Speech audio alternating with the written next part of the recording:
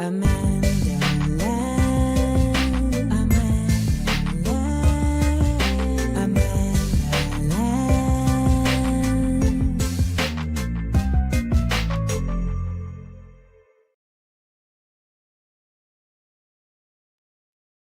Good morning, everybody, and welcome to Views from AmandaLand. Yay!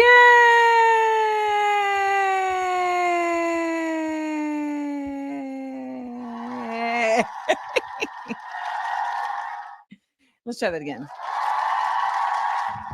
Good morning, good morning, good morning. It is Amanda Seals here at Views from AmandaLand. I hope everybody is having a I don't know what kind of morning you're having, but today I hope that you're just, at the very least, happy to be here. We've got a great show ahead of you. Please tell me, where is everybody calling from? Where is everybody watching from? Tell me where everybody is watching from as we begin the show. We Oh man, we have so much to learn today, so much to talk about and discuss. And our goal today is really for me, I am somebody who information really helps me. Information helps me feel more calm. Information helps me feel less like I am just out here in the world. So, that's basically what happens when I share information with y'all, is that I'm basically doing what helps me. So shout out to the folks we got joining us. Let's see. We got Orlando in the building. Zari says she's from Hell on Earth, DC. We got another DC. We got New Braunfels, Texas. That's a new one. Austin, Texas. St. Louis. Vivi says, good morning, Amanda and fellow AmandaLanders from Silver Spring, Maryland. We also got Detroit. Shout out to the D. What up, doe? We got Kismet said they're in the car on the way to work. We got Dallas, Fort Worth. Meg Collier is calling in from Holyoke, Massachusetts. We got Jackson, Mississippi in the house. The SIP. Do they actually call it the SIP? We got Philly in the building. Sick in the head. What's going on? Shout to you in the New Orleans area. We got ATL. We got Newark. We got Daniel Island, South Carolina. That's a new one. We got North Carolina. Luna always joining us in Orlando. Reese is always joining us across the pond in Jolly London. We got Thibodaux, Louisiana. So that's a new Louisianian right there. Louisianian. Is that a thing? A Louisianian? And anybody joining us on Instagram, please migrate over to YouTube. Migrate over to YouTube, Amanda Seals. Okay? YouTube, Amanda Seals. I get nothing from you watching on Instagram. Absolutely nothing. So if you actually want to support me, come on over to YouTube and support. Okay, come on over to YouTube and support. Damn, we have someone joining from Luxembourg. That's a first one. Luxembourg. But if you really want to support, come on over to YouTube, Amanda Seals TV. I tagged it at the bottom. TL said, I made it. I got a doctor's note from my absence. I appreciate that. So we got a lot of folks joining us. Anybody coming in from international, all my international folks. We got Lagos, Nigeria in the building. Shout out to my Niger crew. We got the BX. And shout out to all the people who tell me when they migrate from Instagram. Welcome. We got Nairobi, Kenya. The motherland is in the building. We got West and East Africa. Okay. The Canary Islands? Wait, are you actually in the Canary Islands or are you from the Canary Islands? Because it's a difference. We respect both, though. We respect both. Today, we have DJ Bakwali, who is going to be talking about Pan-Africanism. So I'm wearing my giraffes, repping for the continent, and I've got my zebra mug. Okay. So we're giving you the animalia, the wildlife of the continent. Shout out to everybody who's already dropped in with supers. Man, and shout out to everybody who's migrating over from Instagram, who's following instructions, okay? Who's following instructions. Yes, let's give you an applause. Let's give you an applause. All right.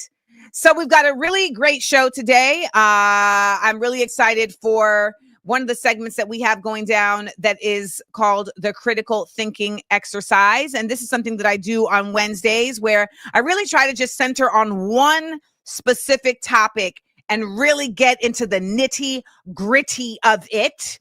Then we will be joined by Randa Jarrar, who runs the, who's a Palestinian brilliant woman who runs the Crimes of Caucasity page on Instagram, and she will be joining us for 60-second headlines. We also have author, sorry, I'm printing out my actual show sheet today. We also have author, civil society leader, and social entrepreneur DJ Bakwali joining us. And he is somebody who I learned so much from on Instagram, and he will be joining us to talk about the power and the importance of Panafricanism. So all that is going on today right here at Views from AmandaLand, your source for news and truths by any joke necessary. Thank you for waking up on the right side of history.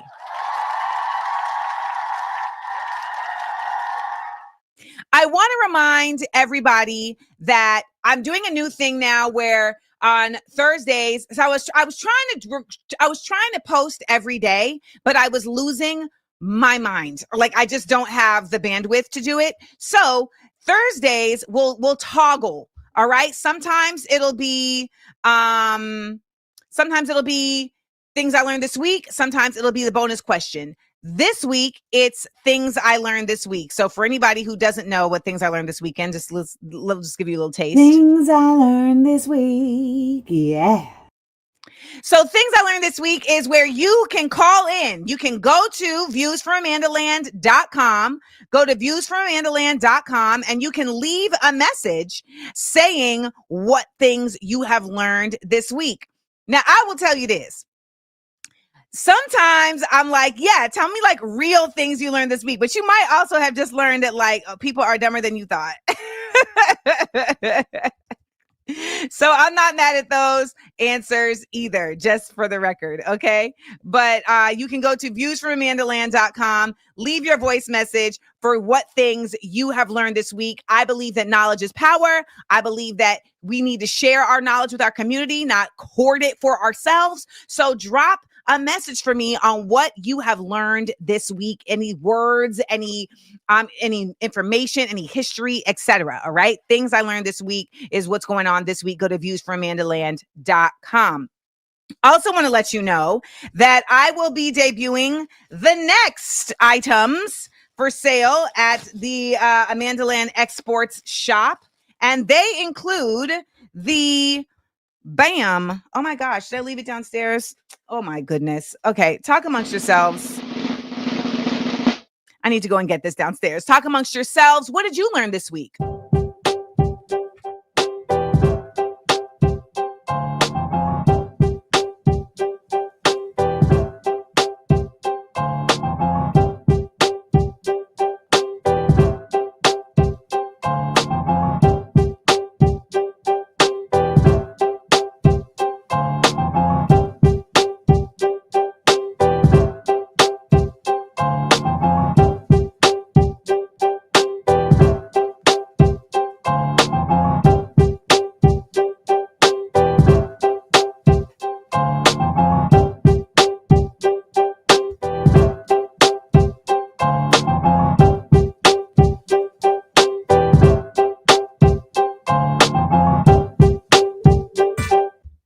All right, I'm back.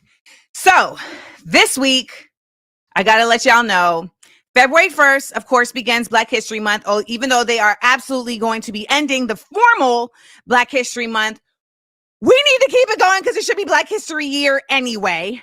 And I will be debuting my next drop in the AmandaLand Export Store. And it is going to be, why am I out of breath? Why am I out of breath, y'all? All I do is run down the stairs. I'm like, okay, so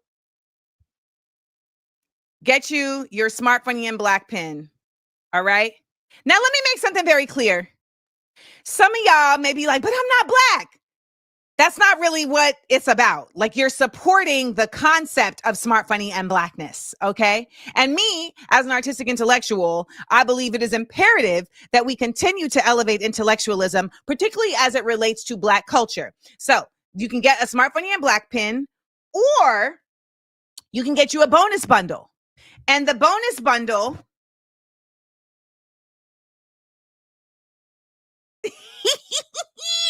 includes the Smart, Funny, and Black pin, the Smart, Funny, and Black sticker sheets with our different fams, and the Smart, Funny, and Black bonnet.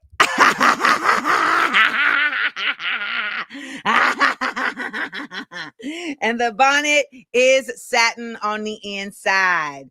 All right, so get you the bonnet, get you the bonnet, get you the pin by itself, or you can get the bonus bundle.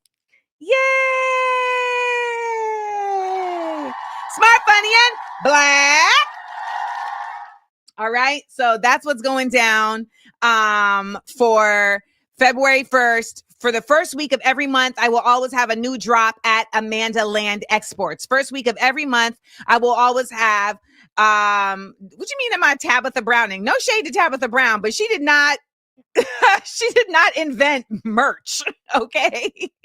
I've been doing merch for a really long time.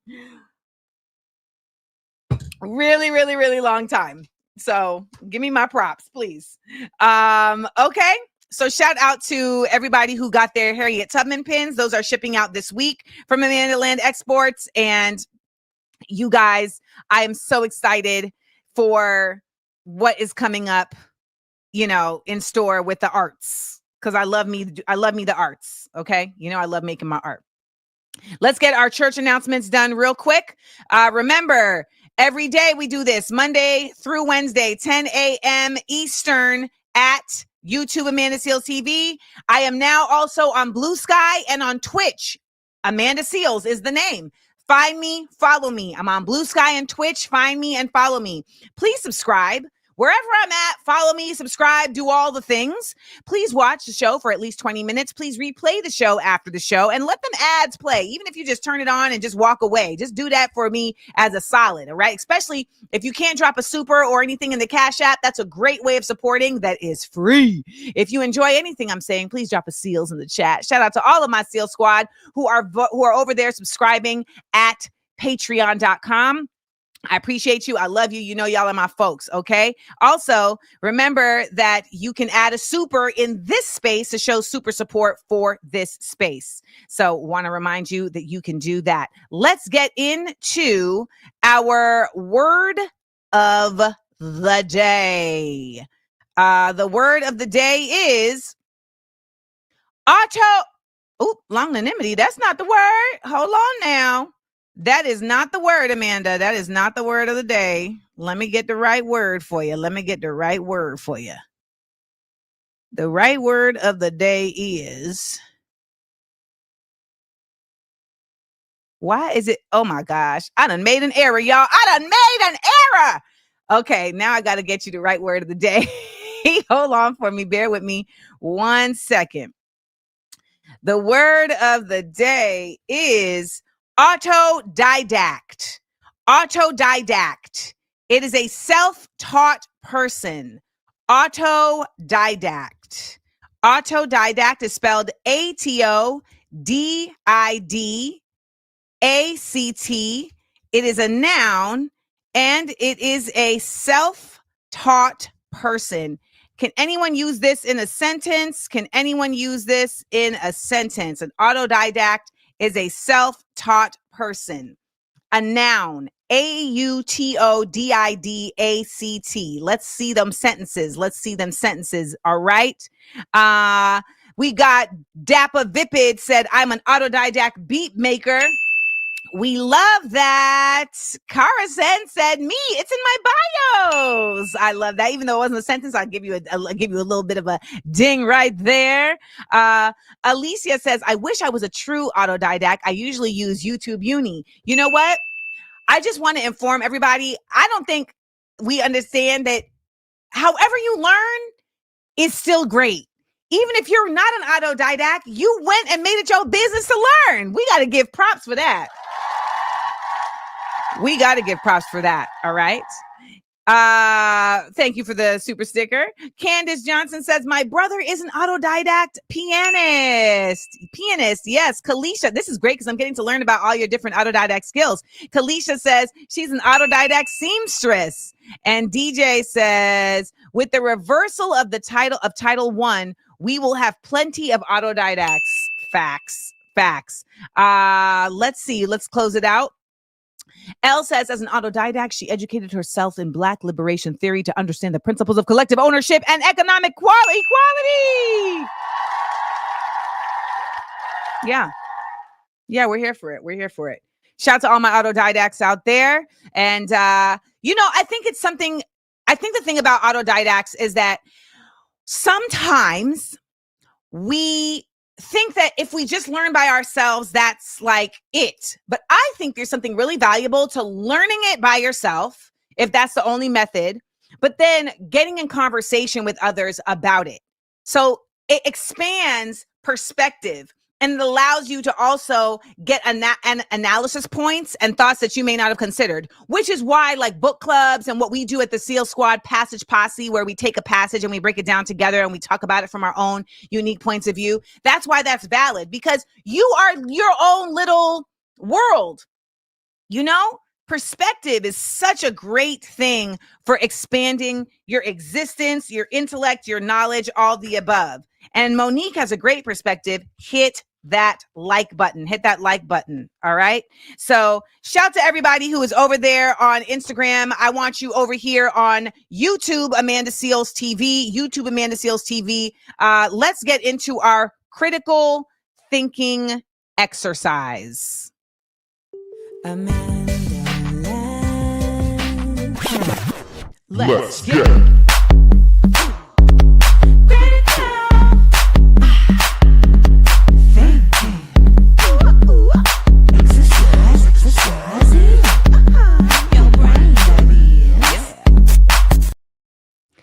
Now, you and I both know that that's one of the hardest intros that I got on this show. Y'all know that intro is hard as heck. So we gonna play it again. AmandaLand. Let's get it.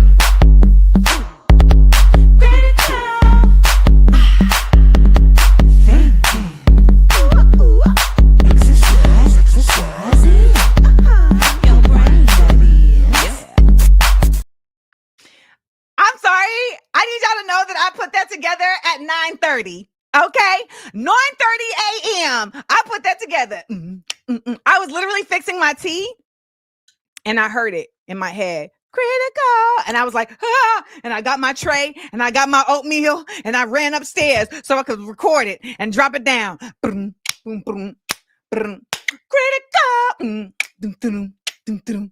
thinking.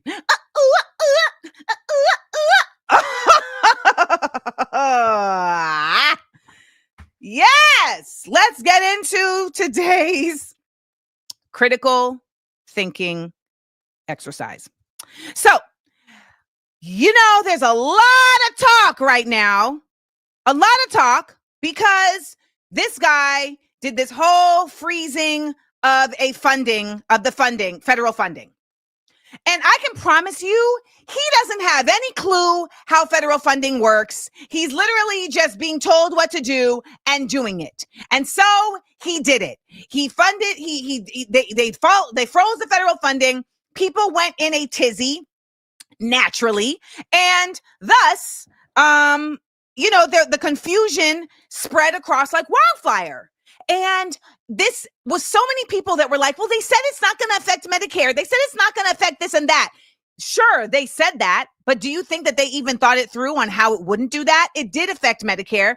The site was down. People could not access the Medicare site, so patients could not get discharged. It did affect Meals on Wheels. It did affect Head Start, etc. So you need to know that they just be saying stuff. They have no idea how things actually work. Okay? So let's just get that clear. Now, what this also makes you beg the question is, okay, well, who's in position to challenge this type of stuff? So we do have three branches of government. We have the executive branch, that's the president. We have the judicial branch, that is the Supreme Court. We have the legislative branch, that is the Congress. Now, Congress is made up of the House and the Senate. You got 435 members of the House. You got 100 members of the Senate. And the Senate is currently in a majority owned by the Republicans. The House is also in a majority owned by the Republicans. The Supreme Court is also in a majority conservative. So this is not by accident. This has been over years and years and years that they have finally got all the pieces in place to be able to push things through without hindrance. I think it is very considerable that this person is trying to push these things to the Supreme Court, because once the Supreme Court makes a ruling, it becomes precedent. And once it becomes precedent, it becomes the law of the land, even if it's just in precedent. So the goal is to push things through to get to that point so that they can make these rulings so that they can now continue to dismantle what they want to dismantle, which is essentially the entire Constitution. Now, we're looking at Democrats because essentially they're the only people in place right now that could even have access to stopping or changing things. But the reality is that they only have so much access and so much power because they've really been sitting on their laurels this entire time. Now, I know some people may be like, Amanda, you're always picking on Democrats, because people actually do say dumb shit like that to me. They say things like you're picking on Democrats, as if Democrats are like the little kid in the corner at lunch. Democrats are not the little kid in the corner at lunch, for the record, okay? Democrats are elected officials that should be representing the constituency. That's who Democrats are. And so I am simply somebody in the constituency that is expecting them and challenging them to represent. I think it's very important, though, to understand what have Democrats actually demonstrated in terms of how and who they represent. We will get to that in just a little bit. But first and foremost, I would like us to address this, which I thought was really interesting. So this person, Leah Greenberg, said, here are some things that the Dems can do to try to challenge what is going on right now. Okay? But I want us to use our critical thinking skills to break down what each of these things actually mean. So let's start with oppose all Trump nominees until this executive order is withdrawn. So when we talk about Trump nominees, Trump is, of course, nominating folks to the cabinet, right? Whether it's the Secretary of State or the Secretary of Defense, et cetera, et cetera.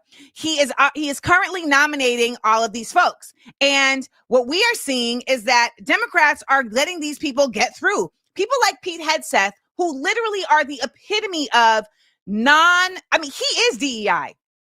Well, he's WEI. Just white equality and inclusion. Because his whiteness is considering him equal to people with absolutely exceeding merit for this position. But because he's a white guy and he's willing to do what they want him to do, they're like, yeah, that's fine. Put him in. Now, they're still getting nominees approved. And the Democrats are actually allowing for some of these nominees to go through. So one of the things that they can do is to be a stalwart and put a stop on this and say, we're not going to approve anybody until you repeal this executive order. Now, the next thing that was suggested is that they stop unanimous consent. Okay, she suggested deny unanimous consent to slow Senate proceedings. So let's talk about what unanimous consent is. Unanimous consent is something that happens in the Senate.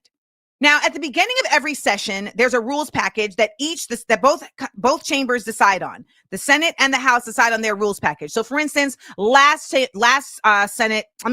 Congress, they was pressing McCarthy, and they had created this rule that says that whenever they don't like him, they could vacate the House Speaker. That was literally what he had to accept in order to get the House Speaker job, and then they still vacated him. Anywho, they don't have this go round. Mike Johnson doesn't have to worry about that. Nonetheless, the rules package gets set in place, and when it comes to the House and the Senate, they vote differently.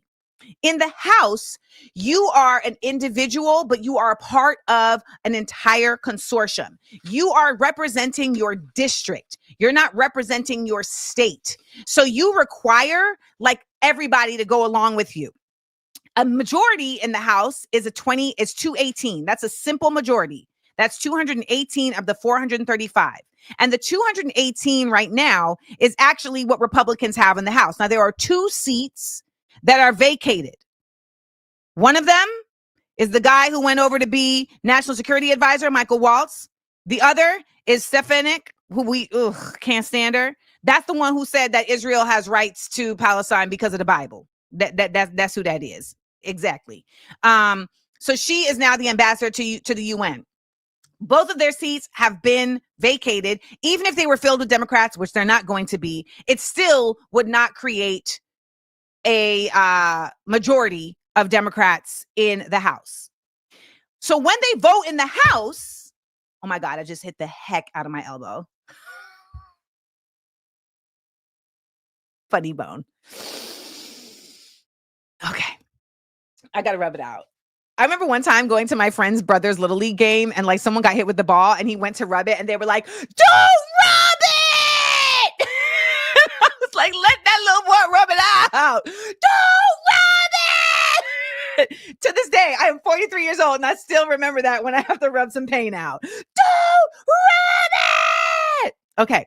Anywho, so you have this situation with the House where their voting is a majority. When it comes to the Senate, they have what's called unanimous consent. I don't think y'all understand how the Senate votes. They don't be having to be there a lot of times. They'll literally just like send an email out like, "Hey, y'all cool with this?" And then if one of the senators is not cool with it, then their assistant will hit back like, "Hey, Senator so-and-so is actually not cool with this." And then they're like, "Oh my God, I guess we got to go to work." And then they come into work and then they got to do with the debating and all of that. But unanimous consent is the fact that they will literally just send out an email called a hotline. It's 5 a.m. I'm up sending emails to you. Yes, it's literally called a hotline. Do you know how bugged out that is? That it's called a hotline, and they will literally send out that email. And so what they're saying is, what this young lady is saying is, there should be no hotline emails moving forward. Everything has to go to a vote. The vote requires cloture. Cloture sounds like the name that a Kardashian would give to one of their lines. Like, I feel like if Khloe Kardashian started her own line, it would be called Cloture, right? You want closure, don't you? Like, I feel like that's what the ad would be. Cloture is a proceeding to close debate and move it to the next vote. Cloture happens after the debate. At the beginning of every vote, the majority leader will say, "All right, y'all, these are the rules. Y'all got 30 minutes each, Dems and Republicans, to talk about this. Figure out who you want to put in that 30 minutes. And after that, cloturing." All right?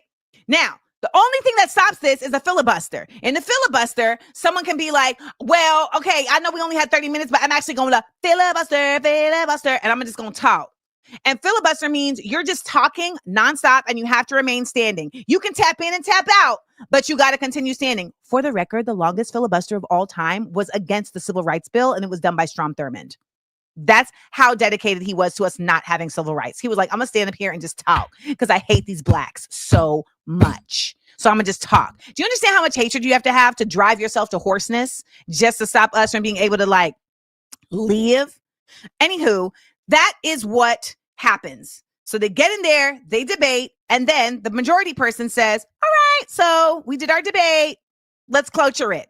There has to be 3 clotures, 3 votes, and there has to be 30 hours between each cloture. During each 30 hours is when you can try to whip up votes or chat or have a glass of Hennessy or whatever to try to convince the other people like, nah, you know how you had voted last time? I don't think you really understand what we were talking about. Come on over. Come on over. Come on over. Rarely is this effective. But this is the process. This is the process. And they're saying that you should just demand all of the clotures, all 3 clotures, because sometimes, baby, they'll literally in the rules package make a rule for if they don't have time to do all the clotures that they can just change the rules. This thing is a whole made up game. I don't think you understand that the government is Uno. You know how all of us make up our own rules in Uno? Like they have the rules in the box, but don't nobody really follow them rules. That's what the government is. It's Uno. Like there's rules on the paper, but they be like, okay, but this time you actually can hit a draw 4 with a draw 4. And you actually can't hit a reverse to a draw 4. So this is not really going to change, like closure, like, how do I put it? Them saying that they will bring everything to all the clotures, like they'll say no to push to all the clotures, isn't really going to change anything because they don't have the majority in the Senate, but it just slows things down. And the last thing is to force quorum calls at every chance. Quorum is a word meaning everybody that has to be there is there. Again, I told you them Senate folks is lazy. They're bougie and lazy, and they old. You know, they be the ones who be in there for 30 years. Those are the real lifelong, living forever politicians that be in there. They don't want to leave their office. Quorum is when someone says, well, we're not going to do the email thing. You got to physically be here to vote. So in order to get quorum in the Senate, there has to be 51 people there, the majority of the Senate. And they will even, if somebody's really like not trying to come through, they will even send the Senate sergeant to their office like, hey, I'm going to need you to come on. We trying to quorum. Okay? We trying to quorum. Get it together. So again, this is not going to stop anything. It's just going to slow things down. So I do appreciate this person's effort at saying like these are different tactics that the Dems can deploy. But the truth of the matter is a lot of this is optical. A lot of this is not actually changeable. I know that's a word I made up. You can use it. Feel free. It's not actually changeable because they waited so long. And the truth is, I don't believe that Dems actually really want change. I don't believe that Dems actually are here for anything progressive. And so that is why they always really show up just to pacify. But you know what? This sister, the Peace Oracle on Instagram, yeah, Dana Lynn, she's going to speak to you because sometimes y'all don't want to hear me. So I'm going to let somebody else say it. The Democratic Party is not progressive, and it is not leftist, and it does not represent the left politic in this country. The Democratic Party functions to preserve the status quo of the two-party system, capitalism, white supremacy, and patriarchy by very effectively quenching and neutralizing the spontaneous revolutionary sentiment that periodically arises in this country. You have witnessed this repeatedly over the last 10 to 15 years through the spontaneous uprisings that emerged after the murders of Trayvon Martin, Mike Brown, George Floyd, the spontaneous uprising that emerged after the election of Donald Trump. Every single one of those revolutionary sentiments was effectively quenched by the Democratic Party. How? Pandering and symbolic gestures of representation that made you believe that real change was on the horizon. by continuing to allow the Republican Party to execute each and every one of its promises, the Democratic Party have run out of boogeymen. They've already let abortion rights lapse.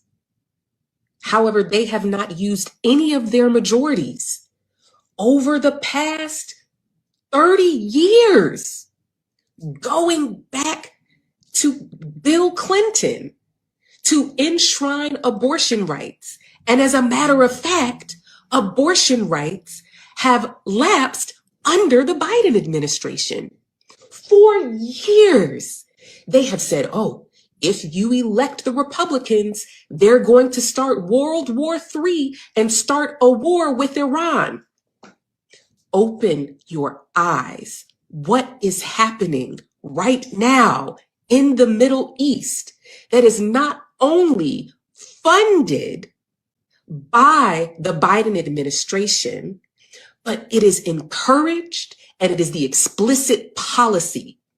And to end, I'm going to say this: the ultimate symbolic gesture, the most effective pandering in history that has quenched any revolutionary sentiment in this country, that has effectively neutralized the spontaneous uprising that should have led to certain change, was the nomination of Kamala Harris and the ultimate election of Kamala Harris as vice president, and now the coronation of Kamala Harris as presidential candidate for the Democratic Party without any primary.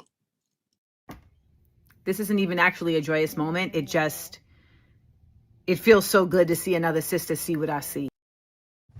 Okay.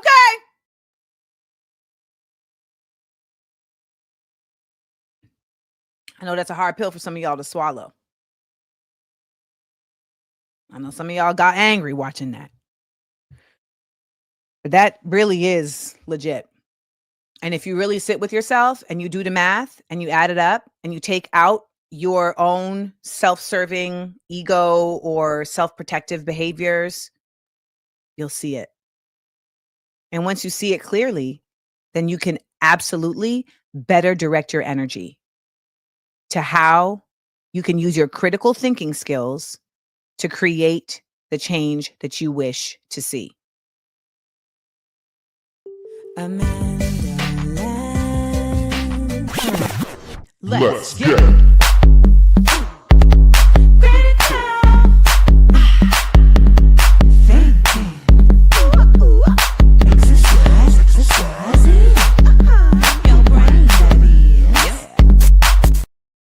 I really just wanted to play it again. Somebody who's always exercising their critical thinking skills is our next guest, who's coming to the stage for 60-second headline. 60-second headline. Gonna run down some news right quick. Run it down, mama. Put us on. Let's give a great AmandaLand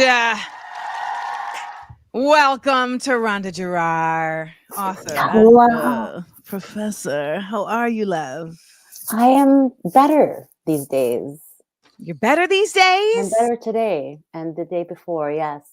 Talk to me. Because we saw Palestinians coming home, and watching those Palestinians walk in flip-flops, barefoot, holding their pets. These people would not let go of their pets. They think that they're going to let go of their land. I don't think so. Palestinians still have the keys to their old houses. So watching so many of us just marching home, it means everything. It just means the entire world. It means that we can all go home. It means that every single exiled, depopulated, ethnically cleansed, people can go home and will go home. we will all get to go home. We are actually winning. And it's terrifying. Those in power. It's terrifying. Tell me about that, because I see them really like upset. They're like, this is a sign of weakness. What's that about? It is. It's because they know they're losing. They know that even with millions and billions of dollars in aid, they are still losing. You know, they don't have enough bombs. They don't have enough guns. They don't have enough people they force. I'm like, y'all got all the guns, bombs in the world, and y'all still losing. Yeah, because people do not give up. People continue to fight for what they know is theirs, which is their land and their right to be on that land. And they know that the land is theirs. That's why they go home to it. You know, people in the north of Palestine, you know, that are on the, you know, apartheid line or border, if you want to call it, with Gaza, these Israelis, so-called Israelis, they are being offered money, they're being offered vouchers, all sorts of shit to go back to their settlements, and they're not going. They're like, that's not enough for us. You need to give us more. That's how you know they're settlers, okay? That's how you know those Europeans pretending to be natives are just settlers, because they don't want to go home. The only people fighting are the people who are being indoctrinated from the age of 18 to join the Israeli offensive forces, occupying forces. And Palestinians don't need a voucher to go home. Palestinians are going home to rubble. We are seeing videos of them jokingly saying, oh, the crib looks great. Look, it looks so good. And then the camera pans and there's no nothing. There's no wall. They don't give a shit. They're just like, this is our home. So it is just so joyous to see it. And yes, it's, you know, there are so many martyrs. Today is the 1 year anniversary of Hind Rajab being shot by her family, not by her, with her family, but alongside her family, by the Israelis 355 times. 355 bullets. Who were they supplied by? They were supplied by the Biden administration. They're going to be continued to be supplied by Trump, but we need to remember Biden was a fascist too. And we need to accept that. And we need to accept, like, I love Add Kamala to that, please. Of course. Kamala. But people really are constantly like, it's different. She's married to a Zionist. Oh my God. It doesn't even matter, right? She could be. It does, because people need things to make sense for them. She could be married to a Palestinian. She could be married to a Palestinian and still be a piece of shit Zionist who is supporting. Think about it. It's because people they think she has no power. They think, oh, until she's president, she doesn't actually have power. She's just, you know, Vice President Barbie. It's like, no, she's an actual person who makes choices. She could have quit. She could have said, because of this genocide, I will not continue. But instead, she pretended to run for president because she loves us so much. You know what I had people telling me yesterday? They were like, because people to this day will still be like, Amanda, you are part of the reason why this person is in power. You should have been encouraging people to vote for Kamala Harris. And I'm like, I never said don't, but I never said do, because I'm never going to encourage you to vote for someone who is staunchly standing on genocide. Like, I'm not going to do that, right? I'm going to provide you with information and then you can make a choice. But I'm not going to stump, and I'm not going to endorse somebody who is actively saying, I will not only support this genocide, but I will make sure that America continues to be the most lethal military in the world. Lethal is just another word for deadly. That's what lethal actually means. Yeah. And so people are like, you know, so I said, what she should have asked for is a ceasefire. If she was really trying to win, she would have demanded a ceasefire. And they're like, well, that would have just been a name. She would have just been faking. Is that what you would have preferred she did? I'm like, the mental gymnastiques? Seriously, acrobatics.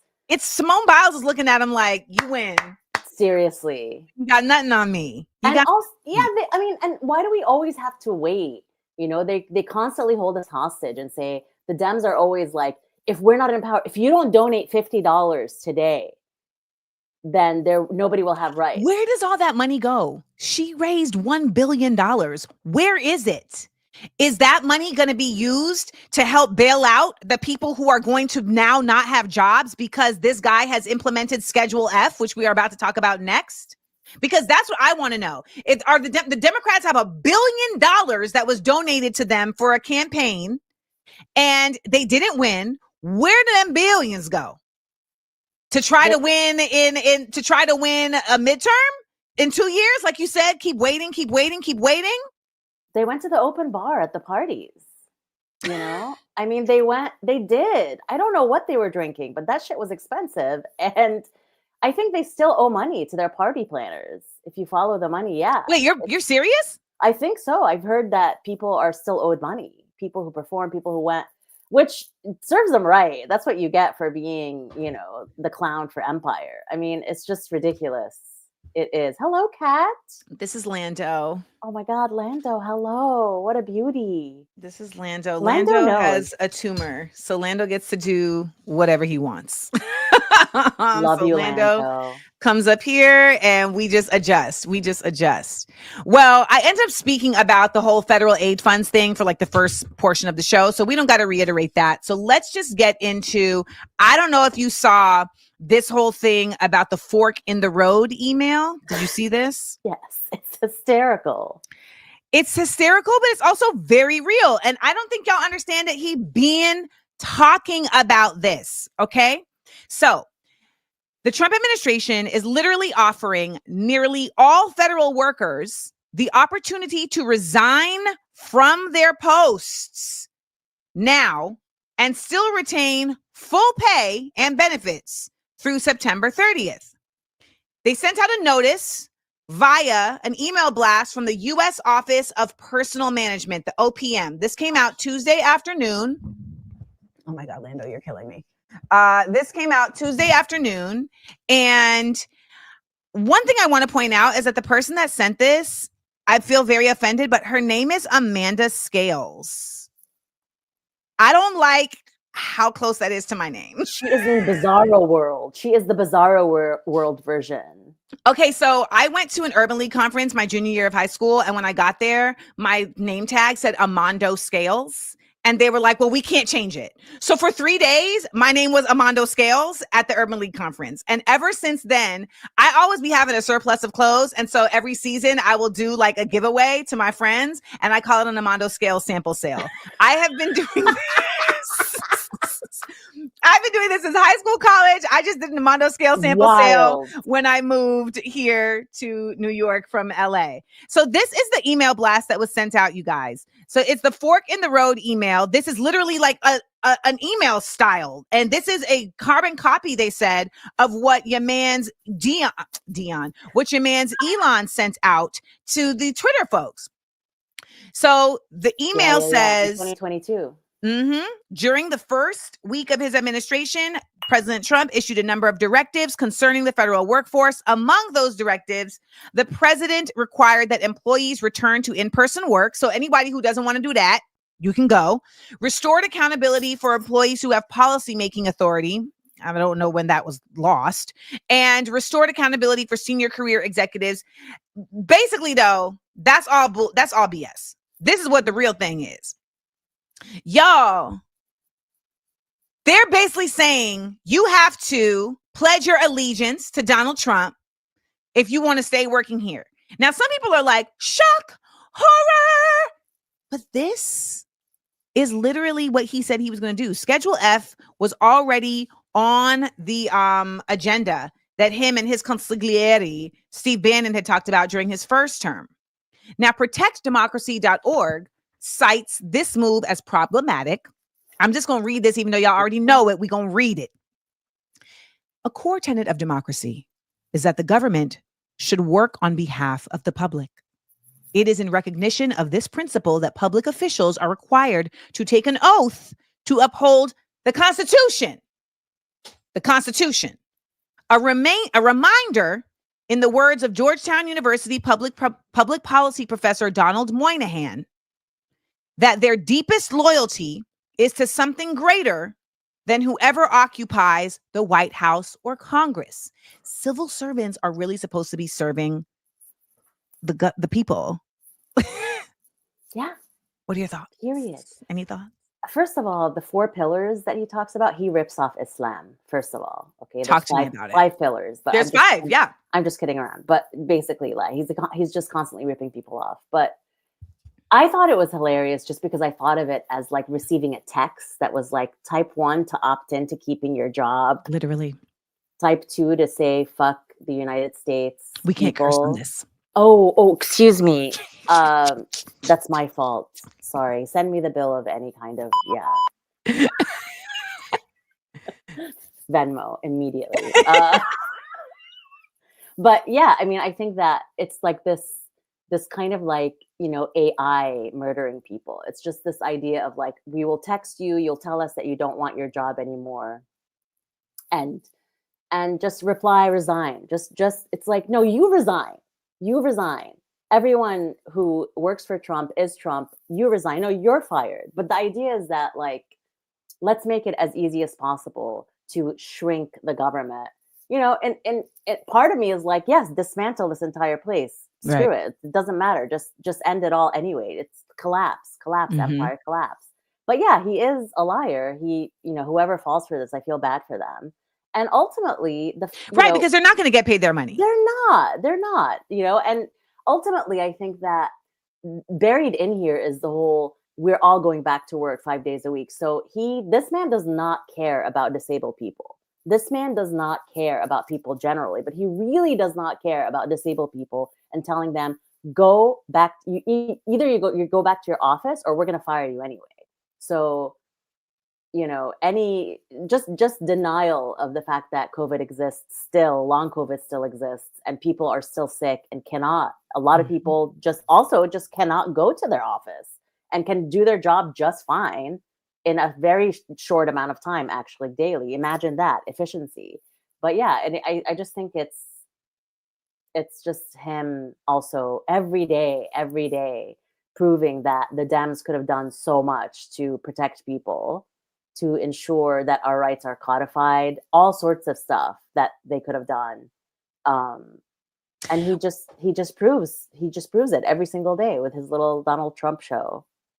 I think people wonder why I go on and on about the Dems, and it's because I want to get it through y'all's heads that you cannot keep investing your energy into a group of people that has no interest in saving you. And that's what, until I see majority people getting that, I will continue to send that message. Like because we have to have another party or a revolution. Period. Yeah. And it's gonna end up being a revolution in order to get another party. That's what it feels like. It just goes in hand in hand. And you can't separate that, right? You just can't. People have to revolt in order to have the actual, government or whatever in place to make sure that we all actually are constantly taking care of each other. That's what mutual aid is. That's what all of this, seeing the fires in LA here and seeing who actually showed up. It wasn't the government. It was incarcerated people who put out these fires, and it was other people taking care of each other. That's who it was. And that's who it continues to be. People are posting up at an ARCO right now, distributing mutual aid to each other because there is no government building. There is no structure that actually provides the people. They are using whatever is, there, the kindness of whoever owns these businesses or whoever cares enough to say, you can come here and set up shop. Yeah, exactly. And that's what we're seeing. When we see what's happening, when we see this genocide in Palestine, when we see what's happening in Sudan, when we see what people are capable of doing to take care of each other in the absence of actual structures. Right now in the Congo, they got so mad about what's going on. They went to Kinshasa and started burning stuff up. Like, you know what? If y'all don't get it together, we gonna get it together. Give us the guns. If y'all army ain't gonna be effective, then give us the guns so we can do it. Yeah, exactly.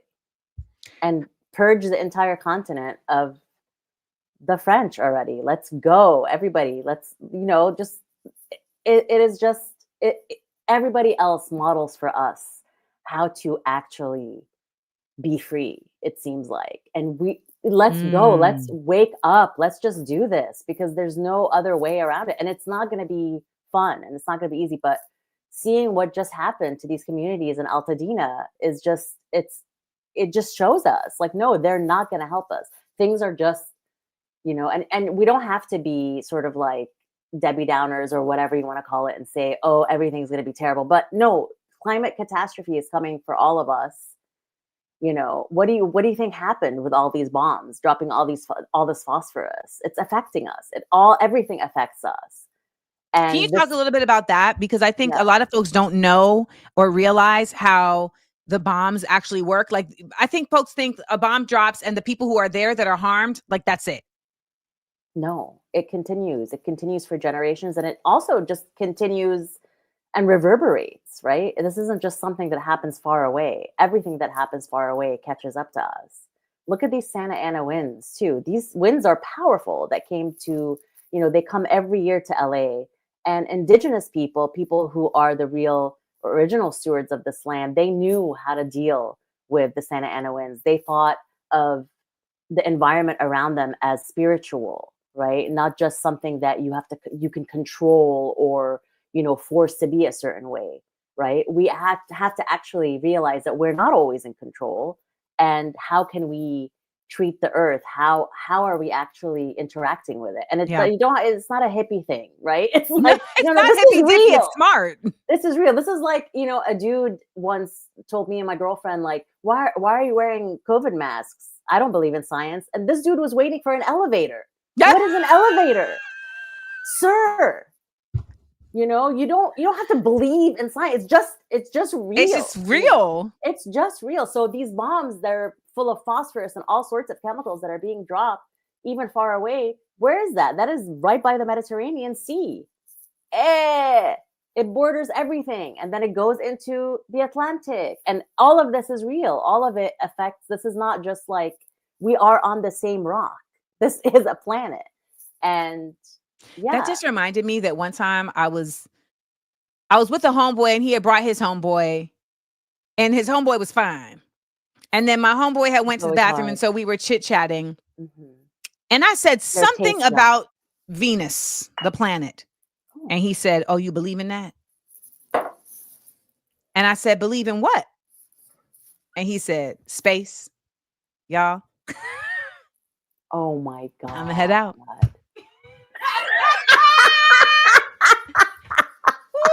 That man said, you believe in space? That's the thing about fine people. Sometimes they're not the smartest. They have fine people privilege. Okay? It's difficult to have conversations about planets with them. My vagina zipped up, ran, and hid in the closet. It locked. Out of here. It's over. Yes. Goodbye. Well, thank you so much for joining us. Is there anything that you would want to inform the people about that we did not talk about today that you feel like they need to know about? No, just free Palestine, free us all. We must continue to fight and be open and listen and be free. And yeah. Oh, I know what I want to ask you. What made you start Crimes of Caucasity? Because I was following Crimes of Caucasity for like years. And then you were like, it's me. I'm Palestinian. I run Crimes of Caucasity. I am the runner. Honestly, it was the crimes. The Caucasus crimes. The fact that the Caucasians continue to caucate. It was so overwhelming that I had to create a kind of, way to archive for the people these Caucasus crimes. So now I have to figure out a way to migrate it off of Meta. Okay. And there's just so many different ways we can do it. It'll be fun, and it'll actually be more interesting because we'll be able to go into detail of these crimes. So yeah. They're saying that Blue Sky is going to build like their version of IG. It's really hard though, because Blue Sky has Israeli investors too. I just found out. I don't know what to do. I think that they're just everywhere. So how do we get? Yeah, exactly. I don't know what to do. Why can't we let's start our own app where it's just IG, it's Tumblr, it's the WordPress stuff, it's Substack. We call it DomStack, SwitchStack, whatever you want to call it. Let's just start our own platforms, and let's not use AI, people, because it is not cool. It is. Have you ever tried to start an app? I have dated people who've started have tried, and the former zipping up of the nether regions. Yes. It is really a trying journey trying to start an app. Yeah, I bet. It is. I don't know what to do. I don't know what to do. You just blew my blue sky joy. I'm sorry. I didn't do that. Israelis did that. Fair. Remember, secular colonialists ruin everything. Fair. They do ruin everything, don't they? Well, I am so happy that you joined us, and Thank so you so happy that we much. got to connect. And the last time I saw you was at Columbia University when we were at the People's graduation. And Beautiful. you know, I Beautiful. feel like I like Columbia. I'm really curious to just see where these colleges go.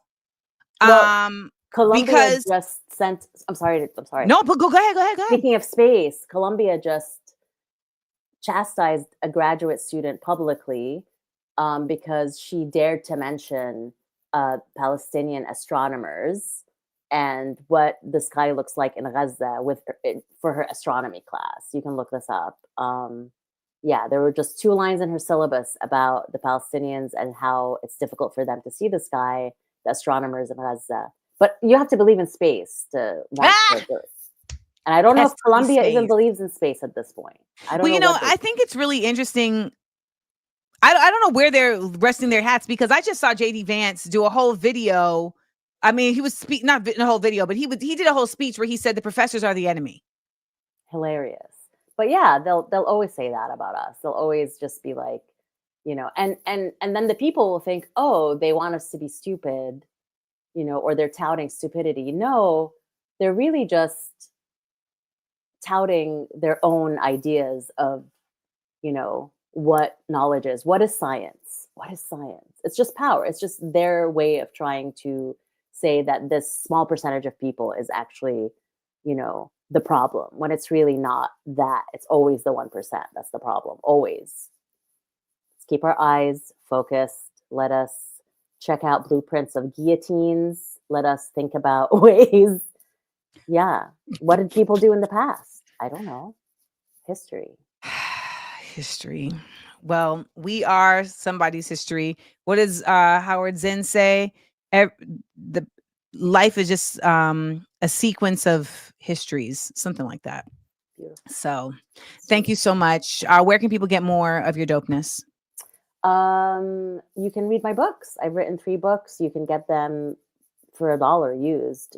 I don't get any money from my books, so just seek them out and get your fix. And also, there will be a mini doc about me called Randa, by the great film director Sterling Hampton IV, and that will be premiering in February, and then in hopefully March or April, our cartoon Number One Happy Family USA will be coming out from A24, and it's about a Muslim family navigating 9/11, post 9/11. So, yeah. And you're acting, or it's a doc? No, it's acting. The second one is a cartoon. So you said cartoon. So are you voicing? Yes, I'm voicing. I'm voicing Grandma, a badass who kind of will remind you a little bit of Kenny from South Park. She is a niqabi, so you only see her eyes, but she is quite sassy. With the burqa, you only see her eyes? Yeah, you only see her eyes. And they look like mine, so they're just like... Love it. Well, I'm excited for all of the things, and thank you so much for joining. Thank you, stay safe out there in the Amanda. West. Thank you for being you. We love you. Mwah. Appreciate you. Y'all give it up for Randa Jarrar. We're so lucky here at Views from AmandaLand. We're so lucky here from Views from AmandaLand. People, we are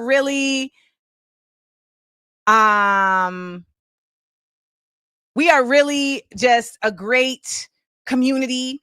For those who are just joining us, please let me know where you're joining from, and please let me know what you are here, what your day is like. Our guest is texting me instead of coming on, and it's driving me a little crazy. But please let me know.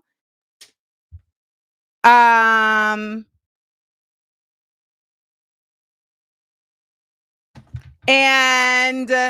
it is time for me to remind you that this is a show that we do for free. And when I say we, I mean me. Hey. Oh. Hey. Show your love. Show your love. Drop it, drop it, drop it. Show your love. Show your love. Come on, y'all. I said, hit me in the Cash App, baby. Hit me in the Cash App, baby. Or drop a super for me. Or drop a super for me. Yeah, yeah. Drop a super. Drop a super. I do this show for free every day for you and me. I keep you informed. That is what we do for free. It's called community. COMMUNITY.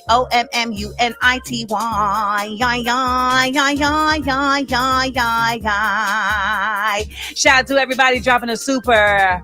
Shout out to everybody who's checking in every morning here at Views from AmandaLand.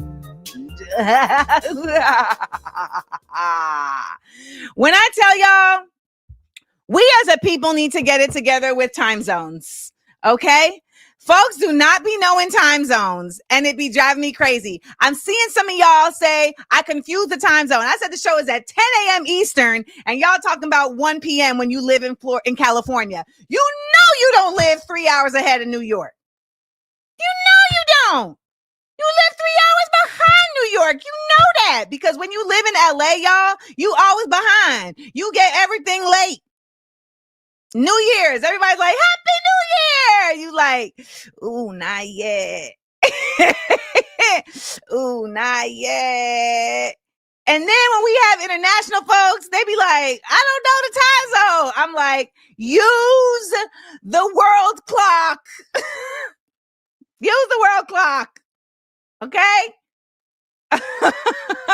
Now, while we are waiting for the guest, we have my episode this week for Small Doses Podcast is side effects of leaving Instagram.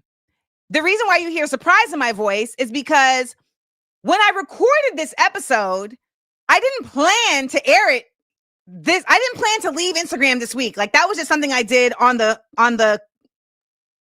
it just came to me when the whole boycotting Target and all of that and people being like, don't boycott because I'm still there. I said, let me just demonstrate that, you know, boycotts are about them losing money, not you losing money. And then it turns out that this episode was scheduled to air, which lets me know that I am on path because there is no such thing as coincidences. I created an AI Twitter and the AI Twitter in like 24 hours became a racist, misogynist piece of shit because it had learned from Twitter how to exist. So like we as humans, like that's what we're doing. We're like learning how to exist and we're continuing to do so within the confines of spaces that continue to give us new ways to exist in horrible ways. The internet literally like fostered this like new way of existing that is a whole other version of being a ass motherfucker. And so when these people wake up every day and they will come find your page and on my page, you got to follow me to even do shit. So there's a whole step that they got to take to then just be mean ass motherfuckers. That alone would make you say, you know what? I'm gonna head out because who needs this? But you feel like you need it because there's this whole world now that's been created that says that like you have to be on here or else. That's how you feel. You know how many people I have like pressuring me to stay on Instagram? We need you here. As if they are tethered to Instagram. There are so many free options. I'm here. I'm on Blue Sky. I'll be on Twitch. Why are people consistently telling me, no, we need you here? That's what they want. They want you to leave. What? What are you talking about? They don't even know what they want. They just want money. But this weird, like, I don't know. Y'all be freaking me out with that. We need you here at Instagram. It's an app. I think some of y'all just don't remember life before Instagram, and maybe that's what the difference is. Because I was here in the world before Instagram. I was here in the world before social media. So shout out to all my MySpacers.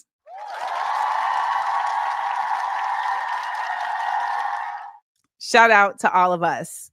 And shout out to everybody who just is really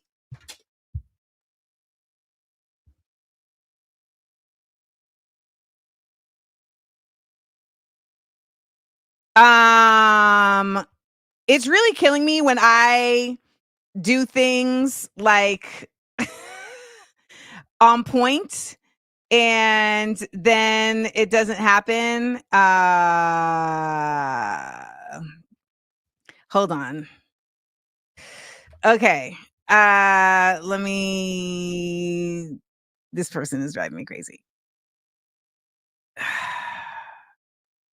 When I'm trying to do a show and I ask ahead of time, do you have everything you need? And they say yes, and then they don't. I'm like, all right. Our guest is coming on. I'm really looking forward to this conversation because when people are talking about what do we need to do, what can we do? Some people's idea is, well, we can leave. We can leave. And I'm not saying that you can't leave, but I'm saying that when we are leaving, we need to have a consciousness about where we're going and about what the world is actually existing as. Because, you know, Americans, we have a very, very siloed idea of what the world is. That's by design. We have a very, what's the word I'm looking for? What am I looking for, guys? Myopic. We have a myopic idea of what the world is. And this is really scary to me because so many people are waking up right now, like to a lot of things all at one time. They're realizing not only that the government that they serve is not something to serve, that the government's supposed to be serving them. They realize that, like, okay, that whole John F. Kennedy thing, like, ask not what you can do for your ask not what your government can do for you, but what you can do. Like, what? No, no. I am asking what can the government do for me, as I should be. And I think it's really important that we understand this is a time of great awakening for folks. So just give yourself the ability to expand your mind and your consciousness. Today's AmandaLand ambassador, this week's ambassador, oh my God, I can't talk. This week's AmandaLand ambassador of the week is going to be talking to us about Pan-Africanism. That's what we're going to be talking about today. So let's get into that. Are we ready? Yeah, I think we should get into that. AmandaLand.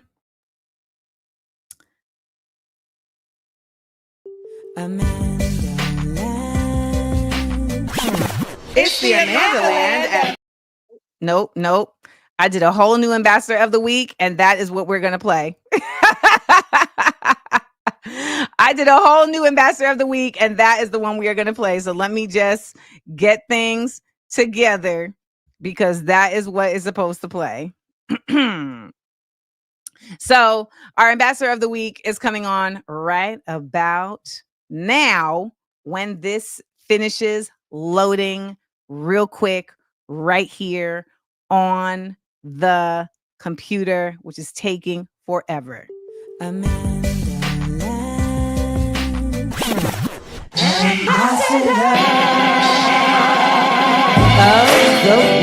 Our distinguished guest. Here they come, yo. Here they come. Here they come, yo. Here they come. Our ambassador of the week this week is DJ Bakwali. Welcome to the show. Pan-African writer and leader. Hello, DJ. Hello, Amanda. How are you doing? I'm good. Where are you joining us from? I'm joining you from Nairobi, the capital city of Kenya, and it's great to be here today. And it's great to be. Wait, actually, hold on.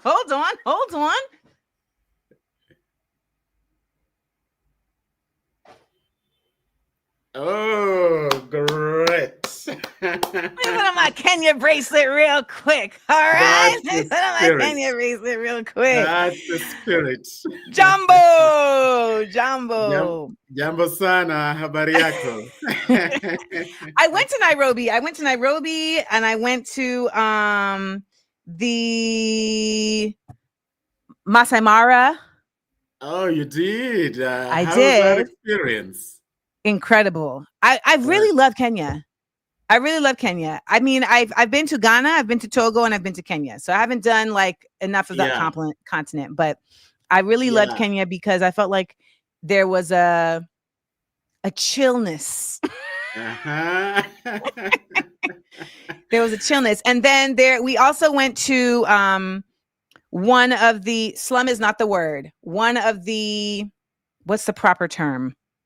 Informal Undocumented. settlements. Say it one more time.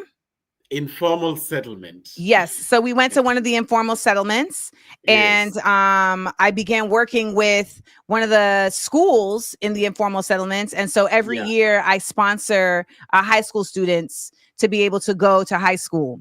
So I sponsor 28 high school students in Kenya to attend high school every year. So I've been doing that for the past 3 years. That's awesome. You're our family, you know. And Yes. for me, that is going beyond the sentimental declaration of us being family.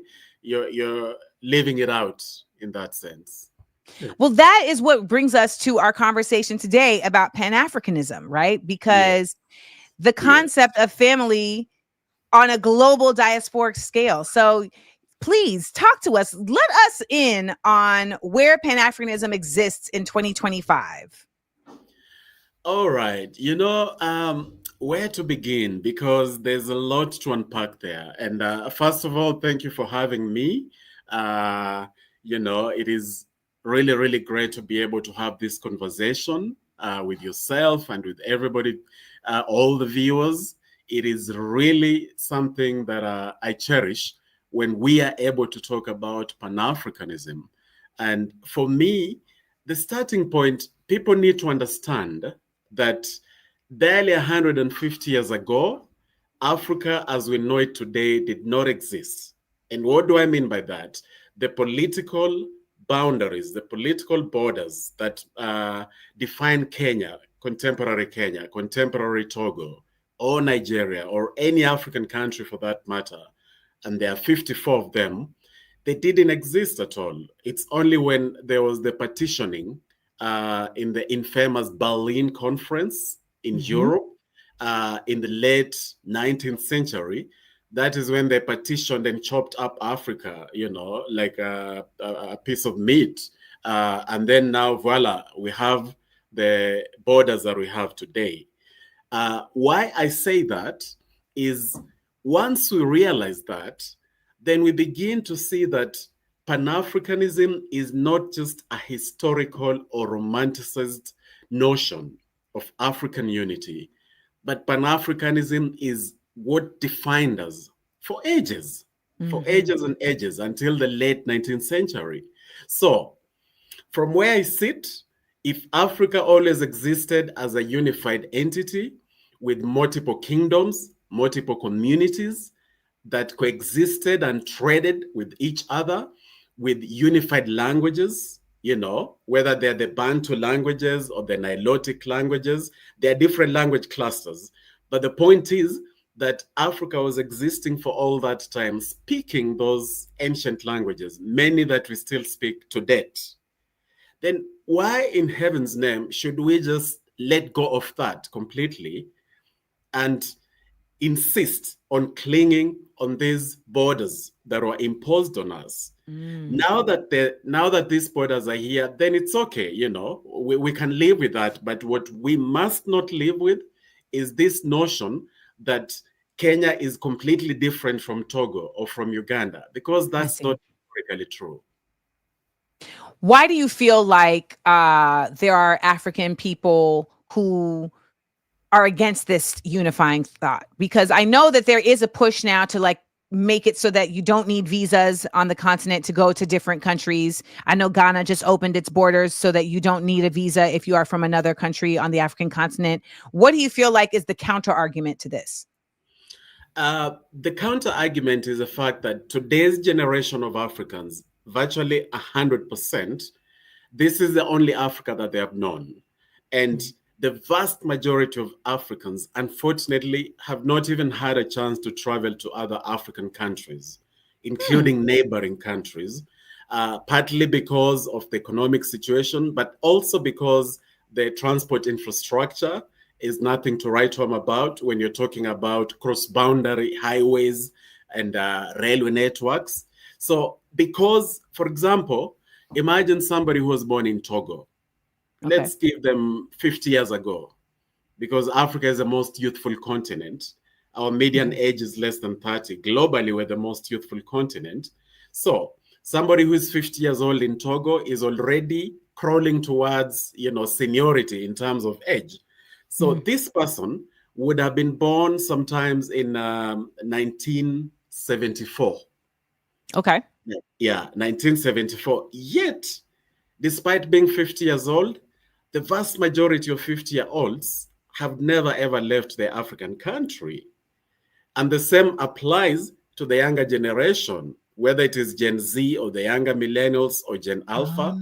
They also, the vast majority, of course, have also never left their particular African country.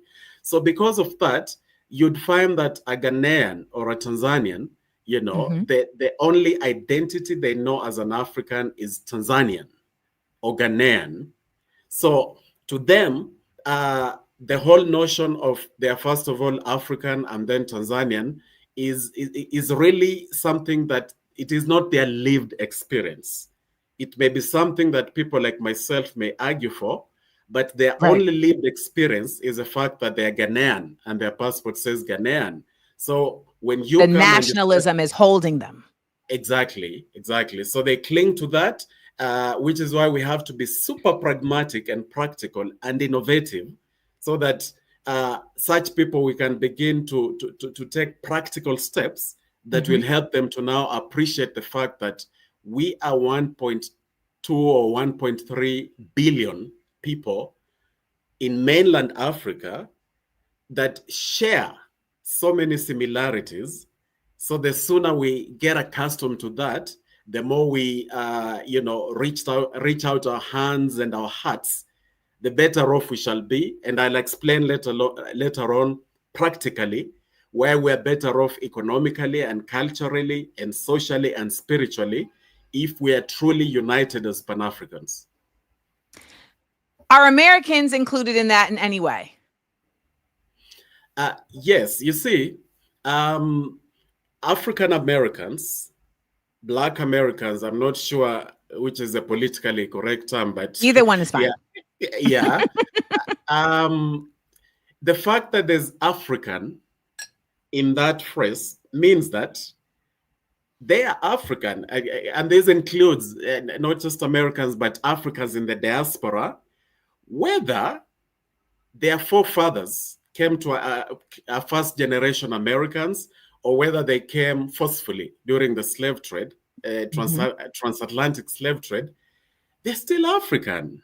And one of the things that we argue about when we talk about Pan-Africanism is the fact that this is not limited to Africans who are living on the African continent today, because that sort of exclusion is a very thing that we're fighting against, and we wouldn't wish our fellow Africans, people in whom the African blood runs in their veins, we wouldn't want to exclude that. And the sooner both Africans in mainland Africa, in the motherland, and African Americans begin to realize that we are one. We may have been separated by the Atlantic, but we are one. The sooner we realize that, the better off we shall all be. Because for Americans, when they come to Africa, many of them speak about just feeling a sense of belonging. It's really wild. And my mother's from Grenada. So I know that feeling when I go to Grenada. And Yes.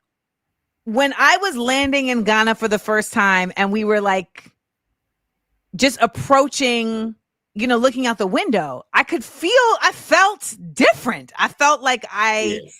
had like an electromagnetic connection that was pulling me Yes. like, come on Yes. home, come on home. So Absolutely, it's Amanda. not made up.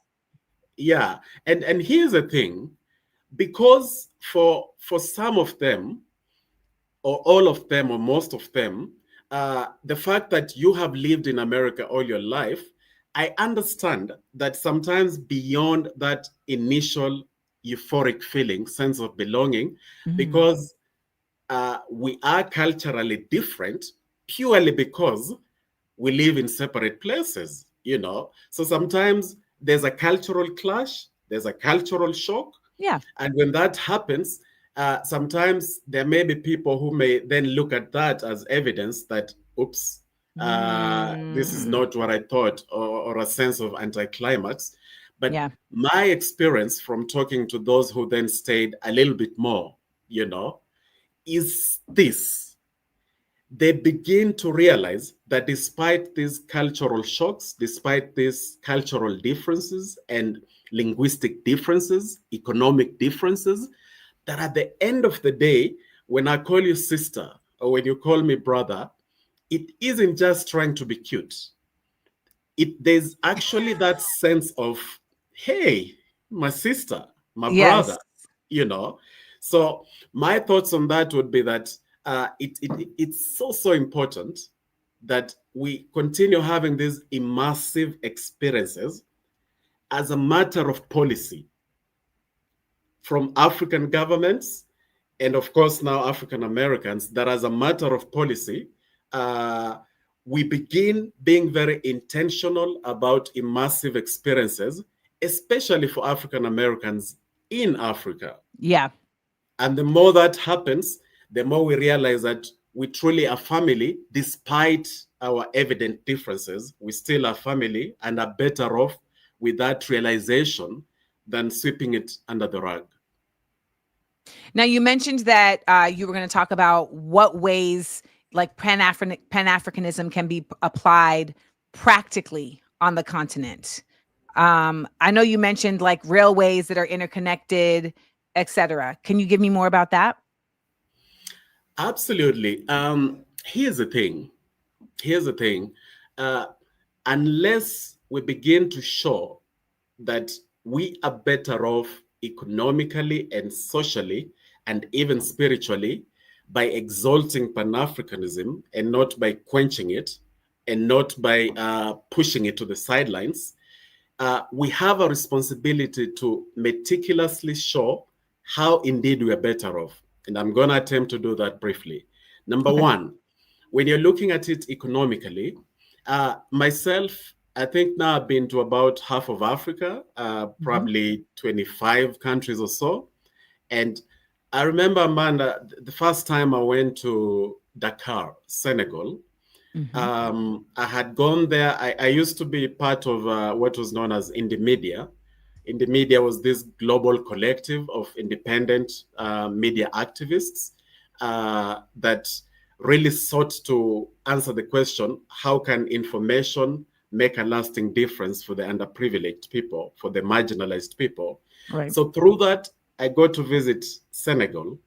And I remember standing in the streets of Senegal and having hibiscus juice that is very common in Senegal. I think they call it bizap. And I remember feeling like these are my brothers, these are my sisters.